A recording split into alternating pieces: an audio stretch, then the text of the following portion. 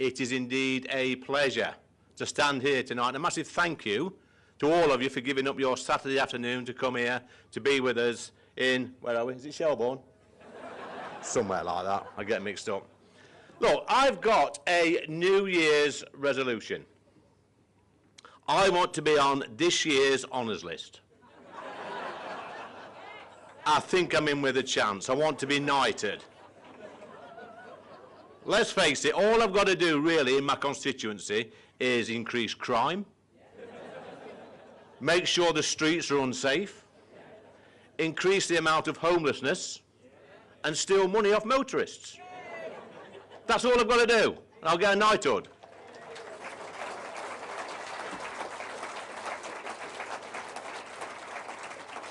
Oh, by the way, a massive congratulations this week for Mayor Khan, who's been knighted. Yes. Can we give him a big round of applause, please? Bit harsh. As you know, the Mayor of London and I are very good friends. And he is living proof that in politics, anything is possible. But let's not be too harsh on him, because he's one of the people that helped me be here today with you, the People's Army. You know what? In February last year, I made a few comments about the Mayor of London, which got me into a spot of bother with the Conservative Party. They took the whip away from me. Yeah. I was told I had to apologise. And I told them, there's no way I'm apologising to that man. He's given our city away. He's a disgrace and he should apologise.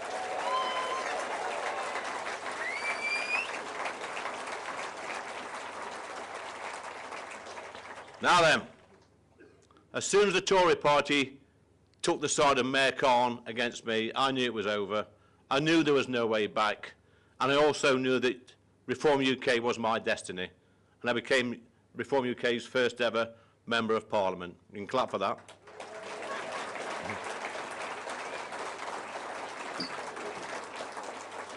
But I'll tell you what, conference, I never really envisaged a career in politics. I never thought I'd be an MP, yet in just a few years I was the Deputy Chairman of the Conservative Party, and now I am the Chief Whip and a Member of Parliament for Ashfield, which, by the way, is the capital of common sense. And I feel so proud. It's amazing. It's a truly amazing experience to be in this party. And I feel like I'm part of a truly amazing party that's captured the hearts and minds of people, millions of people all around the country, good people like you. These people, by the way, are true British patriots, but they're not far right.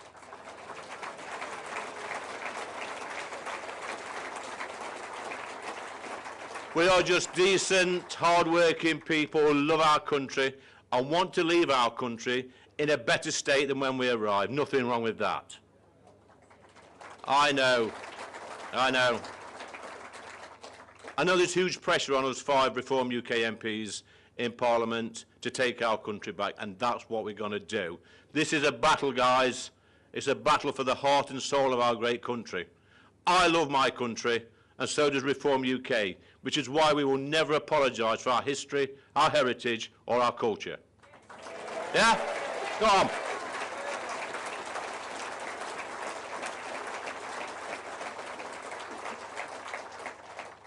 My message is clear.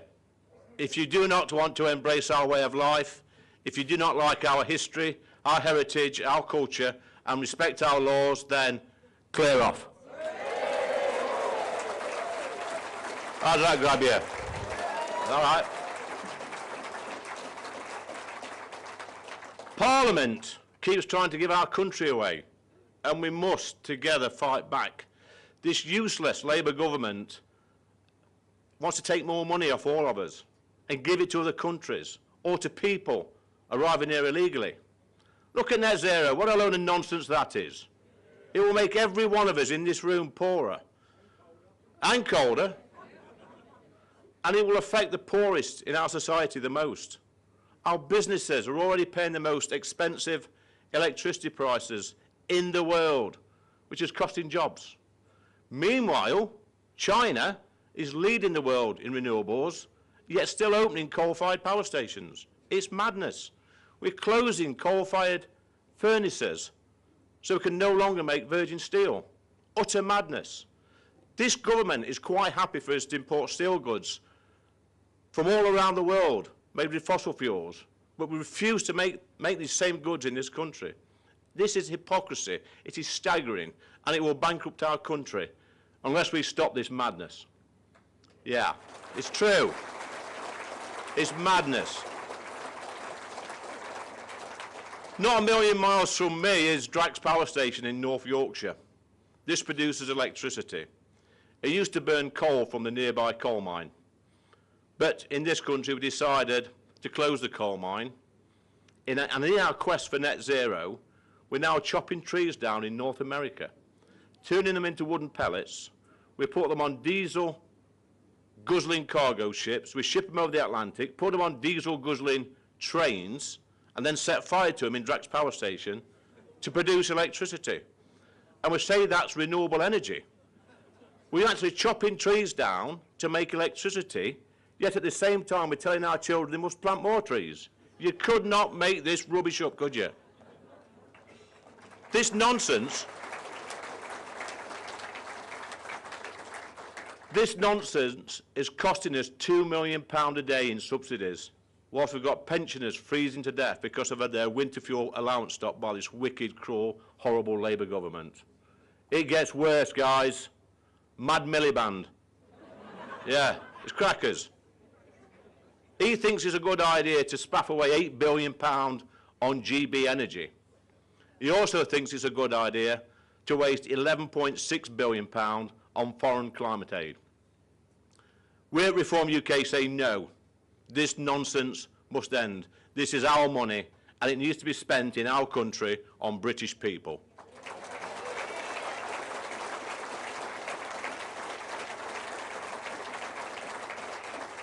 Over the past few years, over 150,000 illegal migrants have entered our country, and most of them are young men. They're not fleeing a war. There's no war in France. But ask yourself this: what kind of men, if there was a war, what kind of men would leave women and children behind? I do not want these illegal migrants in my country, and only Reform UK will end this madness. True.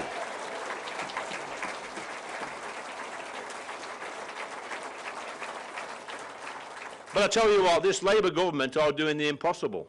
They're making things worse. Who knew? But look who we've got running the country now. We've got free gear Kia. Or never hear Kia. We've got Rachel from accounts.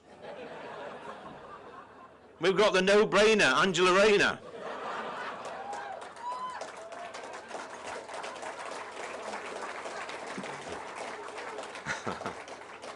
And let's not forget that net zero lunatic, Mad Miliband. Hey, there's one more. Our very own mastermind, David Lammy. He's a proper charmer, isn't he? Great man. So here at Reform UK, it's a little bit different. We've got Nigel Farage. We've got Richard Tice. Rupert Lowe. These are all successful businessmen and successful politicians. We've got Zia Youssef, our chairman. Our new treasurer, Nick Candy. And these, again, are successful businessmen. They know what they're doing. We've also got... you.